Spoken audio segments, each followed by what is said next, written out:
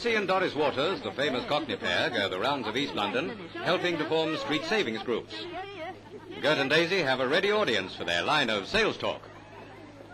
I know it's a bit of a shock for you, but that's... You should turn around and look at Miss Waters. On your We want you to start these saving groups down your street, see? All you've got to do is to get a foreman first. They call them secretaries, but don't take no note of that. Get a foreman, and then every week he'll sell you a sixpenny or a half-a-crown stamp. You stick it in a book. When this book's full, you take it to the post office, get a 15-shilling certificate, and in 10 years' time, it comes to £1 and sixpence. Money for jam, money for jam. So we want you to lend your money to the army, because my Gert's in it, see? And lend your money for my poor old Wally in the Navy. That's right. Yes. He likes it, doesn't he, Oh, he loves it. He's going to take it up seriously when the war's over. Yeah, of course. And then lend your money to the RAF. Yes. I wish my Bert was in the RAF. Yes. Wouldn't it look lovely in blue, eh? Yes. Fetch his eyes, wouldn't it? Does your Bert ever travel by air? Yeah, only once when the stork brought him. Oh, I that's right. So the motto is, girls, save, save, save. See? Save a little sugar, save a little tea, save a pound of bread each day, and that brings victory. Save a little sunshine, save a little cheer. Shout we're not downhearted, for the whole darn world to hear. Have all your money and old Hitler we will whack, and save your loving kisses till the boys come marching back. Cheerio, good luck, and do your best. Cheerio.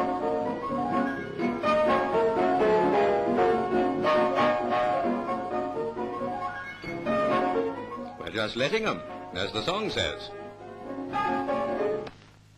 Now let's see if you can guess the number while she's trying to find it in the telephone book. Every time he hears the band, he'll march along in style. He'll be the leader of his land and do it with his smile. Well, there's a clue for you. How many did you guess?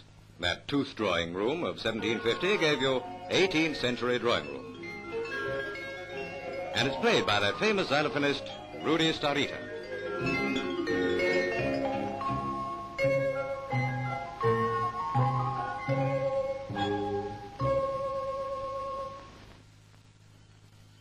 VNR is just a terribly funny way of writing Vienna, and so you get violin in Vienna. It's being played by that virtuoso of the violin, Mantovani, and his orchestra.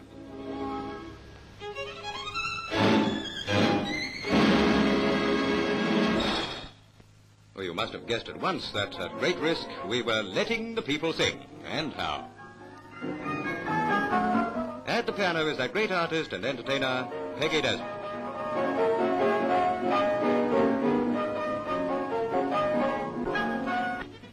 Now, this must have been the easiest of the lot. That popular number, Franklin D. Roosevelt Jones. A pleasant memory of the time when it was sung by that charming songstress, Evelyn Dorr, with Ambrose and his famous band. Franklin D. Roosevelt Jones. I've played to audiences as small as 20 boys, but my largest audience was 27,000 boys, Australian boys, on the island of Balikpapan, and it was a wonderful sight. At the end of my show, I asked all the boys, I said, would you mind doing me a favor? You've been enjoying what I've been doing now. Will you all light a match and let me see just how far you reach out to? It was a most terrific sight. Well, I've been talking about retiring, and Monty always laughs at me, and Gert Daisy, my manager, always laughs at me, but I don't know, I'm feeling a bit tired now. I don't know about you folks in Lancashire, whether you think I ought to have a rest, but I do. I'm tired. Good night.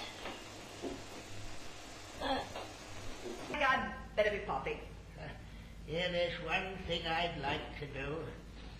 Go for a walk with you in this here blackout. Oh, you're making me feel a bit scared. You ain't got nothing to fear, Missy. Eh? I don't know so much about that. The older the fiddle. Who's too old to fiddle? Oh, Mr. Potter, good evening.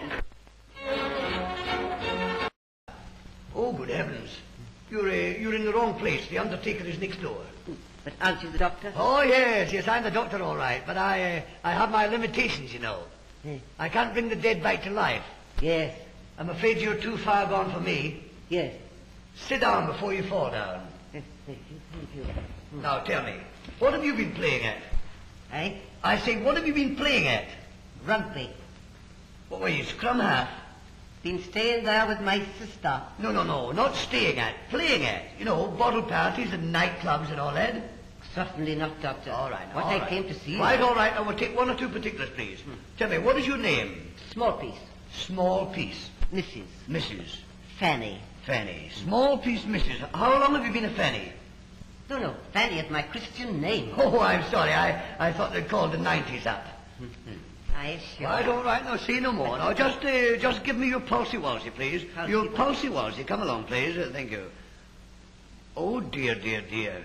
Oh, according to all medical laws, you will explode with great violence in a few moments. So what's this in the thingamybobs?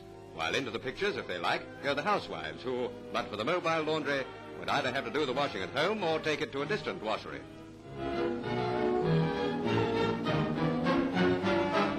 From bats to bikes and those brilliant bicycle bells, the Montreals. Present them with a velocipede, and they will perpetrate the most extraordinary evolutions. Aye? You heard. Oh. You might ask, is their journey really necessary? Well, is it? Why, certainly. They said they felt faint, and now they're coming round. Quiet. The great thing to avoid with a small bike is getting a knee stuck in your mouth.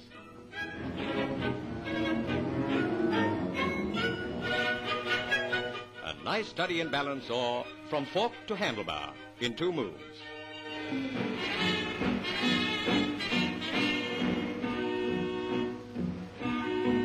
And here's an attractive picture. Just a little head in a frame.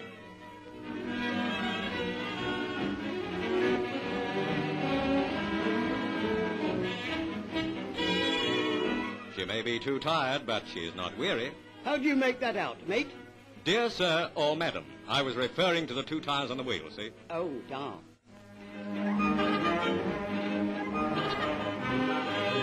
Round they go, and even round.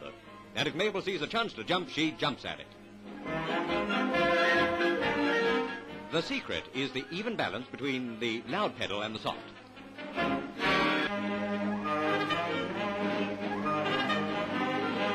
And here's a new way to ride pillion. If the road isn't too steep a hillion, you just climb up behind. But for heaven's sake, mind. In a cabin deluxe, Nobby and Ginger spent the night. Next day, an early morning cup of tea helps to bring them back to earth. Breakfast, following a nice hot bath, and those desert meals of sand and bully seem like an ugly dream. With 6 whole days ahead of them, Nobby and Ginger decide to do the sights of Cairo. 2 light-hearted soldiers wondering where to visit first. Nobby, being a bit of a camera fiend, has an eye for the picturesque. So Ginger keeps a sharp lookout for a little souvenir which, more likely than not, was made in Birmingham. Walking through the Mouski, the oldest bazaar quarter in Cairo, is a grand adventure.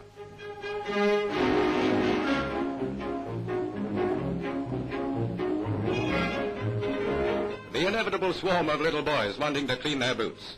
Very nice, very cheap, very clean, Captain Mackenzie. And they slap the polish on with their fingers. Malacca canes, very nice, very cheap, very clean. And here's a gilly boy with the same old tricks. He'll fool you, but you'll have to give him something to get rid of him. Gilly, excuse please, Captain.